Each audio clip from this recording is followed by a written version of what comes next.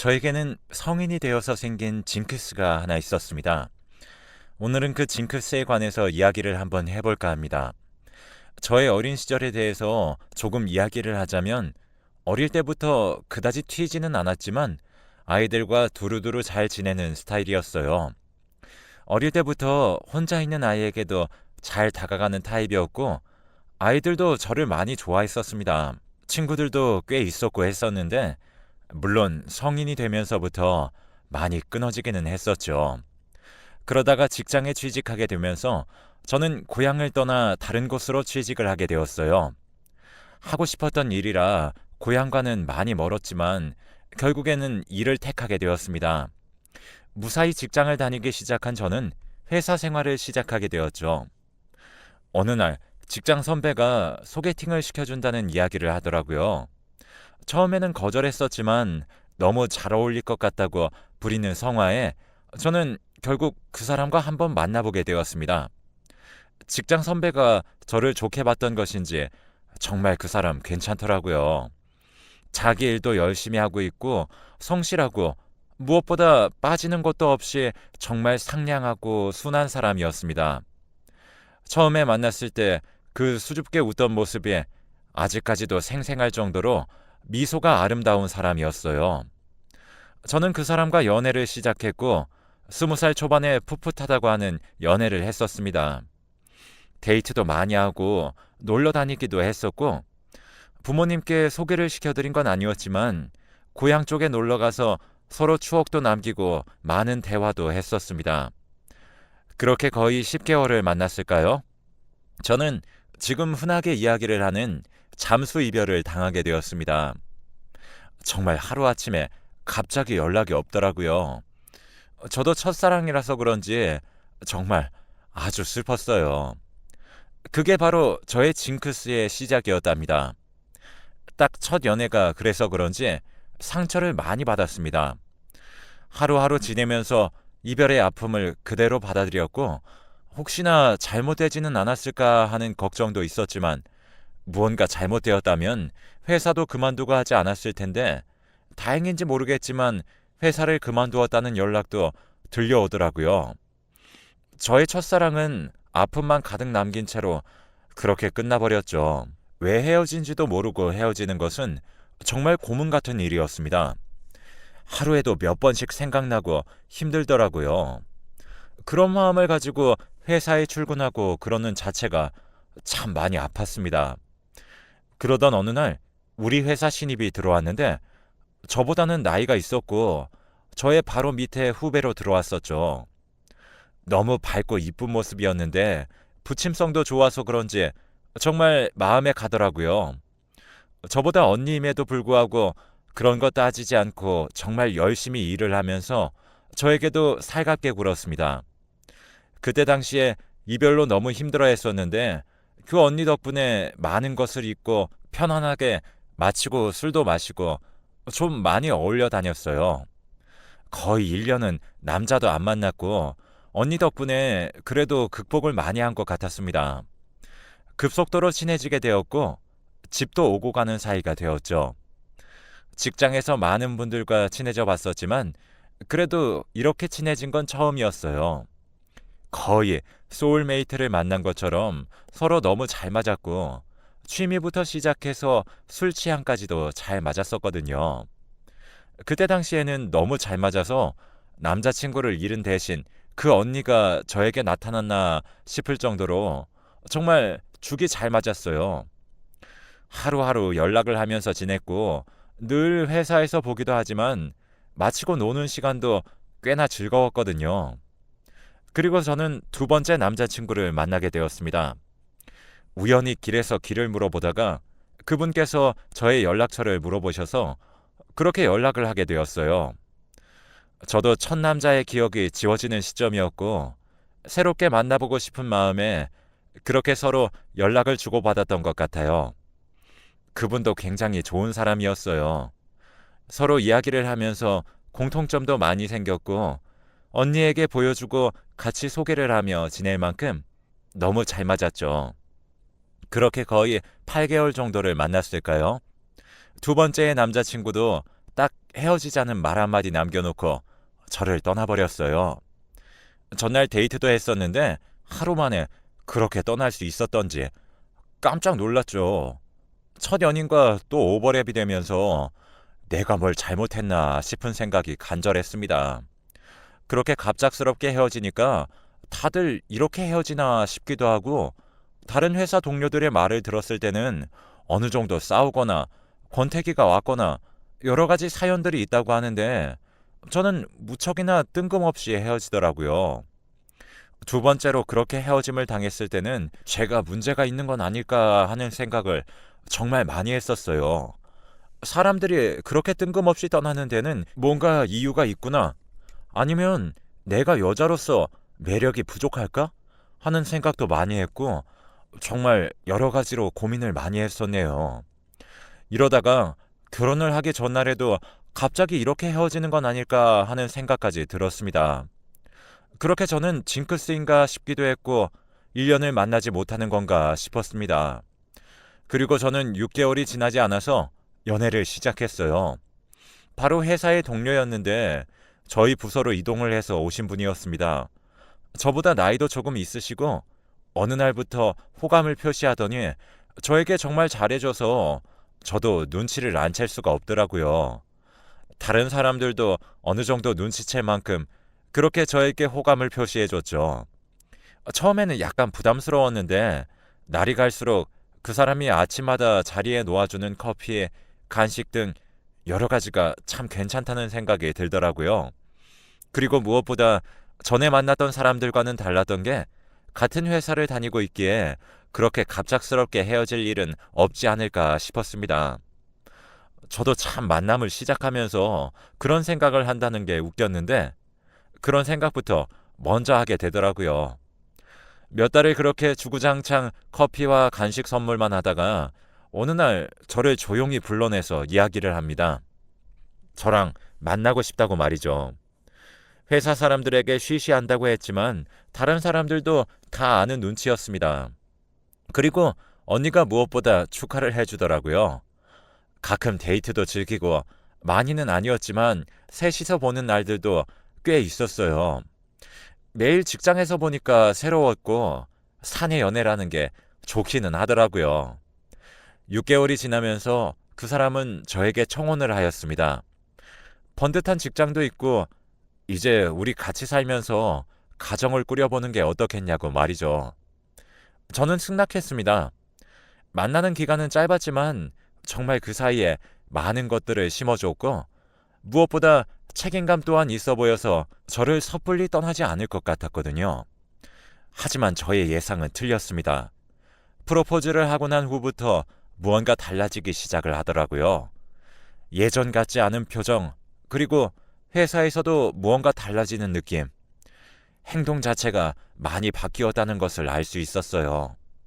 처음에는 무언가 일이 있겠지 했는데 그게 길어지고, 무엇보다 저를 피한다는 느낌이 상당히 많이 들었습니다. 회사에서는 개인적인 일로 그렇게 불러낼 수가 없었기에 마치고 이야기를 시도해 보려고 했지만 되지 않더라고요. 연락이 안 되던지 말을 하지 않는다던지 그렇게 답답한 하루가 흘러갔었어요. 차라리 헤어지는 게 낫겠다 싶을 정도로 너무 답답한 날들이더라고요. 갑자기 결혼까지 약속해놓고 왜 이러나 싶기도 하고 이해가 가지 않았습니다. 그런 거의 2달을 지냈는데 어느 날 먼저 연락이 왔더라고요. 그제야 무슨 일이 있었다 이렇게 이야기를 할 줄 알았는데, 우물쭈물거리면서 말도 못하다가 갑자기 저에게 헤어지자고 합니다. 끝까지 함께 해주지 못해서 미안하다며 그렇게 저랑 헤어진다고 합니다. 그리고 일방적으로 전화를 끊더니 다시 연락도 받지 않더라고요. 안정될 줄 알았던 삶이 다시 한 번 더 기울어지는 느낌이 들었습니다. 나에게 사랑이란 없는 건가 싶었고, 정말 당황스럽기도 하고 눈물도 나고 그랬었어요. 3번째의 상처를 당했던 저는 회사고 뭐고 정말 다 싫었습니다. 참 예의는 아니었지만 저는 출근을 하지 않았어요. 도저히 얼굴을 볼 용기가 나지 않았고, 그리고 다음날 언니에게 물어보니 저도 나오지 않고 그 사람도 나오지 않았다고 말하더라고요. 그래서 그날 오후 저녁에 조심스럽게 회사에 가서 저는 사직서를 내고 왔어요. 아무도 만나기 싫더라고요. 자꾸 그렇게 되니까 제가 문제인가 싶기도 하고, 그렇게 저는 회사를 그만두고 연락을 모두 끊었습니다. 너무 답답해서 저는 점집에 가게 되었죠. 점집에 갔더니 있어서는 안 될 게 있다며 당장 도망가라고 하더라고요. 물론 심적으로 무리가 없었다면 그 말도 듣지 않았을 텐데, 저는 새롭게 시작하고 싶은 마음도 있었고 그냥 그곳이 너무 싫었습니다. 그렇게 저는 바로 집을 내어놓고 그곳을 떠나기로 마음을 먹었죠. 고향으로 돌아갈까 싶었지만 아무것도 없는 곳으로 가고 싶었어요. 회사 쪽에서도 소문이 날 테고 남자 때문에 그만둔 사람이라 낙인 찍혀 이미 그곳에서는 손 쓸 수도 없었거든요. 저는 아무 연고가 없는 곳에서 다시 한 번 더 시작을 해보기로 했었습니다. 그런데 참 이상했습니다. 그렇게 이사를 하고 난 후 저는 직장을 구했고 그 후로 만난 남자와는 1년이 넘게 연애를 하게 되었어요. 그동안 만났던 사람들처럼 갑자기 하루아침에 헤어지자는 소리도 하지 않았고, 물론 만나다가 싸워서 한번 헤어질 뻔했던 적도 있었습니다. 하지만 그 사람이 저를 잡아주었고 그 사람은 무언가 달랐어요. 여태까지 그냥 이별 통보만 남긴 채 헤어진 사람과는 아주 달랐었습니다. 1년을 넘게 연애하고 결혼했어요. 그때 점집이 참 용하다고 했었는데 그렇게 그곳을 떠나니 연애도 똑바로 되는 것 같고 결혼도 하는 것 같더라고요. 그 사람과 정말 행복하게 살았습니다. 아파트 단지에서도 누구보다 남편 잘 만났다고 하면서 그렇게 살았어요. 누구보다 행복했고 신호는 달콤하기만 했었습니다. 그러던 어느 날 장을 보고 가는데 익숙한 얼굴이 보였습니다. 바로 언니였어요. 저는 단번에 언니를 알아봤고 그녀도 저를 알아보는 것 같더라고요. 저는 그렇게 언니를 끌어안았습니다. 도대체 어떻게 된 거냐고 물어보는데 그저 눈물만 나오더라고요. 연락을 모두 다 끊어버렸는데 언니와 저는 정말 인연이었던 모양입니다. 그날 그렇게 언니와 만나서 울었어요. 언니는 다행히도 같은 아파트 단지에 이사를 왔었고 회사도 그렇게 멀지 않은 곳에 있더라고요. 남편에게는 늦게 들어간다고 이야기를 한 뒤에 그렇게 둘이 이야기를 풀었습니다. 저의 이야기를 하고 나서 언니에게 물어보니 언니도 그 후에 출근을 하게 되었는데 그 사람이 억지를 부리면서 언니를 괴롭히기 시작했답니다. 헤어진 것은 알았지만 직급이 높았던 그는 그것을 이용해서 저랑 친한 사람까지도 괴롭혔던 것이죠. 버티려고 해봤지만 남자분께서 그렇게 나오니 무섭기도 하고 언니는 더 이상 있을 곳이 없었다고 해요. 점심도 혼자 먹고 무엇보다 언니의 직속 선배가 저였으니 무엇을 보고 배웠겠냐고 하면서 회사 내에서 괴롭힘이 있었던 모양입니다. 그 말을 듣고 더 슬펐어요. 그런 언니는 저를 하나도 탓하지 않고 그렇게 저를 보듬어 주었습니다. 저는 미안하다는 말만 반복했죠. 우리가 인연인가 보다 하면서 저희는 그날 밤이 늦도록 오랜만에 술 한잔을 했죠. 언니를 만나고 나서는 저의 생활이 조금씩 바뀌었습니다. 연고도 없던 곳에서 남편 말고는 의지할 곳이 없었는데 새롭게 친구를 사귄 듯 저에게도 조금씩 활력소가 생긴 것이죠. 새롭게 시작한 곳에서 소울메이트 같았던 언니를 만난다는 건 너무나도 행복하고 즐거운 일이었습니다. 그러던 어느 날, 이날은 저도 참 기억이 나는데 남편이 술을 마시고 들어왔더라고요. 직장에서 회식이 있었다고 하는데 며칠 전부터 기분이 별로 좋아 보이지 않았습니다. 그래서 그런지 저에게 무슨 할 말이 있는 듯 그렇게 이야기를 시작하려고 하다가 말아버리더라고요. 왜 그런지도 물어봤었는데 대답도 안 하고 술에 취해서 잠이 들었습니다. 그때 표정이 무언가 너무 화도 나고 슬퍼 보였었는데 다음날 기억이 나지 않는다고 해서 그냥 넘기게 되었죠. 그날이 있고 한 달 정도가 지났었어요. 남편이 할 이야기가 있다고 하면서 저녁에 술 한잔 하자고 연락이 왔더라고요. 회사에서 조금 더 일찍 마쳤던 저는 집에 가는 길에 장을 보고 들어갔어요. 남편이 좋아하는 수육을 해주려고 고기 잔뜩 사들고 그렇게 들어갔습니다. 고기를 삶고 있을 때쯤 남편이 들어오는 소리가 나더라고요. 저를 뒤에서 이야기를 하는데 무슨 일인데 이렇게 고기까지 준비를 하게 하냐고 장난도 쳤었습니다. 그냥 그렇게 술 한잔하면서 이야기를 하려고 하나보다 하는 찰나에 초인종 소리가 들리더라고요. 남편이 나가보겠다고 하면서 나갔고 저는 올 사람이 없는데 하면서 고기를 계속 보고 있었어요. 문이 열리는 소리가 났고 사람 인기척도 났는데 그 소리가 가까워지는 게 느껴지지 않더라고요. 현관에서 들어오지 않는 듯한 소리였죠. 잠시 고개를 두고 저는 나갔습니다. 그때의 장면은 저는 잊을 수가 없네요. 현관문 앞에서 언니를 막아서고 있는 신랑. 그 장면이 참 아이러니했습니다. 무언가 실랑이를 하는 듯 했고 남편이 막아서서 들어오지도 못하고 언니는 그렇게 신랑을 째려보고 있더라고요. 언니가 저를 발견하고 이야기를 하는데 너 남편이랑 살면 안 돼. 그때 언니의 눈을 잊지 못합니다. 남편이 자신에게 좋다고 추근덕댄다며 저에게 알려주러 왔다고 남편에게 잡힌 채로 그렇게 이야기를 하는데 순간 상황 판단이 되지 않더라고요. 이게 무슨 말일까 하는데 남편이 오해라고 하면서 막아서고 있었습니다. 사람이 너무 당황하니까 머릿속에서는 언니의 말과 남편의 말이 뱅뱅 돌며 들리면서 다음 말들이 안 들리는 상황이 생기더라고요. 그렇게 주저앉았는데 한참 있다가 남편의 목소리 하나가 들려왔습니다. 당신 첫 남자 갑자기 말도 없이 사라졌지? 당신 두 번째 남자 그 사람도 말도 없이 사라졌고 더러운 입 다물어! 생전 처음 듣는 언니의 험한 소리. 남편이 이야기를 하는데 언니는 무언가 막으려는 듯 그렇게 남편에게 험한 말까지 했었습니다. 그리고 세 번째, 파혼했지? 그게 네 탓인 것 같아? 자기 나한테 이야기했지. 점집에서 도망치라고 했다고. 그곳이 아니라 이 사람이야. 언니는 남편을 거칠게 밀어냈고 주저앉아 있는 저를 향해서 소리쳤습니다. 야, 너 찾는다고 대한민국 곳곳을 돌아다녔어. 남편을 뿌리치고 다가오던 언니의 모습은 정말 소름 끼치는 그 자체였습니다. 눈이 제가 보던 눈이 아니었어요. 그렇게 다가오면서 저를 찾으러 다녔다며 소리치면서 다가오는데 너무 무섭더라고요.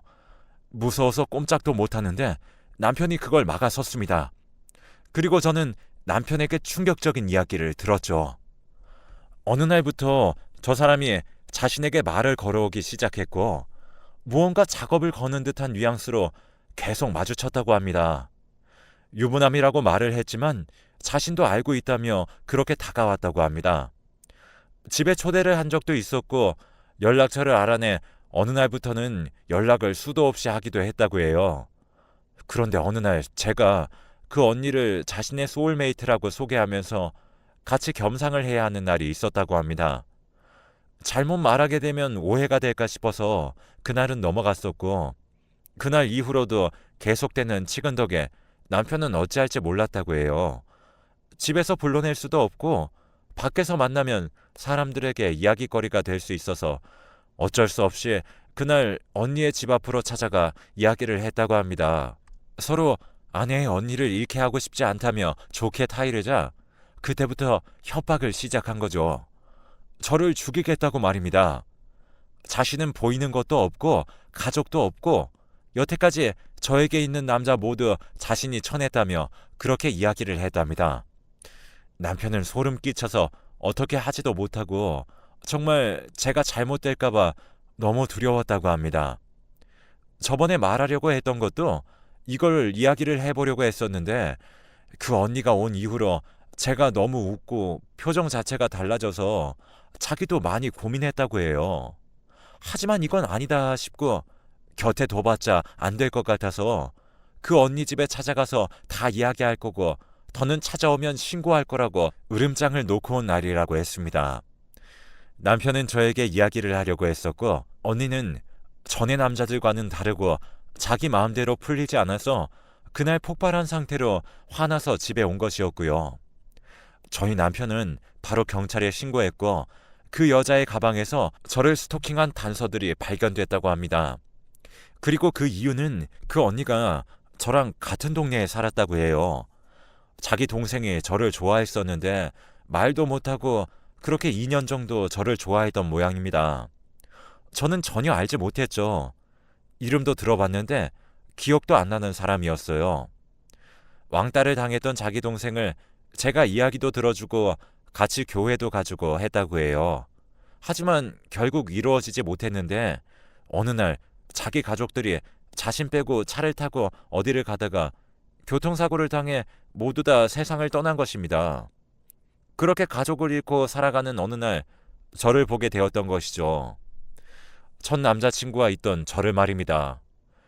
자기 동생은 그렇게 죽었는데 저는 다른 남자와 히덕거리고 있는 모습이 정말 꼴보기 싫었다고 합니다. 그렇게 그 사람의 인생 목표는 저를 망가뜨리는 것이 되었고, 그렇게 저를 죽자 살자 찾아다녔던 거죠. 참 안타깝기도 했지만 소름 끼쳤습니다. 원망할 대상을 찾아 헤맸지만 정작 그 분노는 엉뚱한 방향을 향해 있었습니다. 그분은 지금 정신병원에 들어가 있습니다. 어떻게 되었는지 모르겠지만 접근 금지 신청과 함께 저는 그 사람에게서 자유로워졌어요. 너무 믿고 있었던 사람이었는데 그렇게 되니 많이 무섭더라고요. 그나마 남편이 옆에서 지켜주고 했기에 다른 사람들처럼 무섭다고 떠나지 않았기에 그렇게 저의 곁을 지킬 수 있었던 게 아닐까 싶습니다. 여태까지는 어디에다 이야기하기도 그래서 말하지 못했는데 몇 년이 지난 지금에서야 이야기해 봅니다. 그동안 마음에 품고 있어서 그런지 이렇게 이야기를 하니 속이 편하네요. 긴 글 읽어주셔서 감사하고 가시는 길 모든 길에 축복이 가득하길 바라겠습니다.